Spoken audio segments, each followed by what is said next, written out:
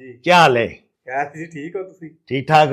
जी खुश हो? खुश हाँ जी अही किड्डे परेशान सो? बहुत बड़े परेशान जी अड्डे ते जांदे काम ही नहीं लभदा लोग हो के आ जांदे हैं ਹਾਂਜੀ, कारोबार ही कोनी ही ਕਿਸੇ ਕੋਲ ਫੰਡ ਚੰਦਾ ਨਹੀਂ ਮੰਗਿਆ। नहीं जी ਇੱਕ ਹੀ ਸ਼ਖਸ ਆਇਆ ਹੈ, जी ਉਹਨੇ ਇਹ ਤੁਹਾਨੂੰ ਰੋਜ਼ਗਾਰ ਲਗਾ ਦਿੱਤਾ ਹੈ। जी ਹੁਣ ਇਹਨੂੰ ਕਰਿਆ ਜੀ, करा दे जी ਇਹਨੂੰ ਕਰਨਾ ਹੈ ਨਾ। जी ਤੁਹਾਡੀ ਬੀਵੀ ਵੀ ਜਿਹੜੀ ਸੀ ਚਲੀ ਗਈ ਸੀ, हाँ जी ਹੁਣ ਪੈਸੇ ਕਮਾਣੇ ਜੇ। जी ਪੈਸੇ ਕਮਾ ਕੇ ਤੁਸੀਂ ਦੱਸਣਾ ਹੈ ਕਿ ਮੈਂ ਹੁਣ ਆਪਣਾ ਰੋਜ਼ਗਾਰ ਦਾ ਮਾਲਕ ਹਾਂ, हाँ जी ਜ਼ਾਇਆ ਨਾ ਕਰਿਆ। नहीं जी जाया है तो करना है जी ਇਹ ਲੋਕ ਕਾਫੀ ਪਰੇਸ਼ਾਨ ਨੇ, ਕਦੀ ਇਹ ਸੋਸ਼ਲ ਮੀਡੀਆ ਤੇ ਨਹੀਂ ਆਉਂਦੇ, ਬੜੀਆਂ ਇਹਨਾਂ ਨੂੰ ਪਰੇਸ਼ਾਨੀਆਂ ਬਣਦੀਆਂ ਨੇ, ਬਹੁਤ ਜ਼ਿਆਦਾ ਪਰੇਸ਼ਾਨੀਆਂ ਬਣਦੀਆਂ ਨੇ।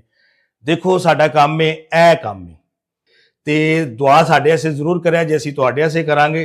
ਜਿਹੜੇ ਲੋਕ ਨਹੀਂ ਸਾਡੇ ਨਾਲ ਕਦੀ ਜੁੜੇ, ਸ਼ਾਇਦ ਅਗਲੇ ਸਾਲ ਜੁੜ ਜਾਣ। ਅਸੀਂ ਸਾਲੋ ਸਾਲ ਕੰਮ ਕਰਨੇ ਆ, ਸਾਲੋ ਸਾਲ ਕੰਮ ਕੀਤਾ ਜਾਂਦਾ ਹੈ ਇੰਜ ਦੇ ਰੋਜ਼ਗਾਰ ਵਾਸਤੇ।